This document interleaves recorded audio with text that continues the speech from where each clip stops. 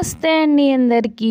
ఏంటక్క ఈ సంచి చూపిస్తున్నావు చెట్ల మధ్యలో అనుకుంటున్నారా? ఏం లేదండి, అదే అరటిగెల. మీకు ఆల్రెడీ తెలుసు కదా అరటిగెల వేసిన విషయము.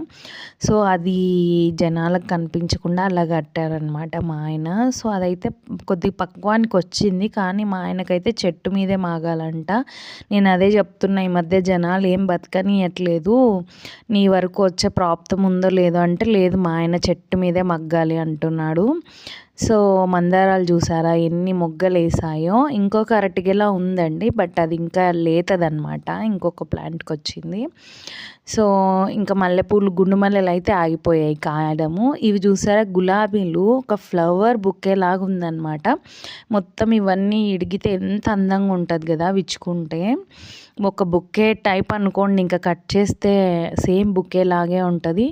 బట్ అంత వరకు జనాలు ఉండనివ్వరనమాట. ఎందుకో ఈ మధ్య అసలు ఏమీ ఉండనియట్లేదు, అందుకే కొద్దిగా కేర్ఫుల్గా ఉండాలి. సో ఇవి చూసారా సన్నజాజులు, కదిరిజాజులు అంటాం మేమైతే.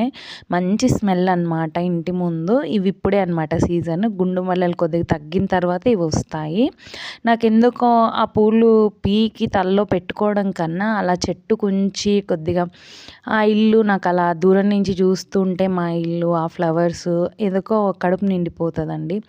ఇంకా మా ఆయన చూసారా సండే వస్తే ఇదే అనమాట, మొక్కల పని పెట్టుకుంటాడు. పండిన ఆకులు అవి ఇవి కోసి పారేయడము, క్లీనింగ్ చేయడం అలా చేస్తూ ఉంటాడు. Thanks for watching. సబ్స్క్రైబ్.